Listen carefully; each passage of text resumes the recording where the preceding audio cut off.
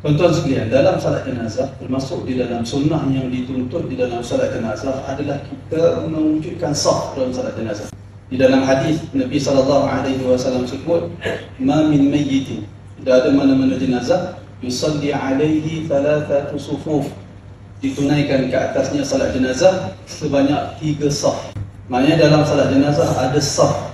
Kita dituntut untuk berdiri di dalam saf untuk menunaikan salat jenazah. Malangnya tadi, walaupun sebahagian mungkin ada sedikit, saf pertama mungkin ada, saya salat jenazah lepas maghrib tadi, saya duduk di belakang saya tengok dari tengah sampai ke belakang tak ada saf. Tuan-tuan kebanyakannya pergi berkerumun.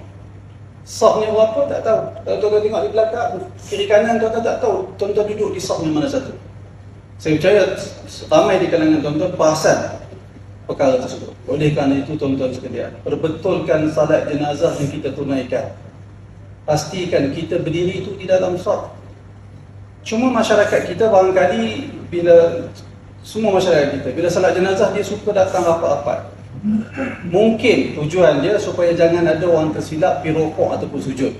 Mungkin sebab. Tetapi janganlah sampai rapat sangat. Cukuplah dengan tuan-tuan tengok jarak di antara saf pertama saf kedua, cukuplah tengah-tengah tu kita buat satu saf lagi pula.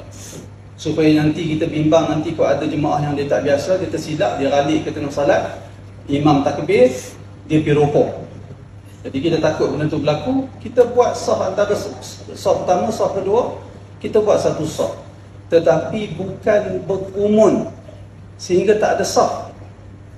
Nabi suruh kita buat 3 saf sekurang-kurangnya. Kalau ada 6 orang main dalam salat jenazah, saf pertama 2 orang, saf kedua 2 orang, saf ketiga 2 orang. Kalau jemaah sedikit, kalau ramai bagi ada saf.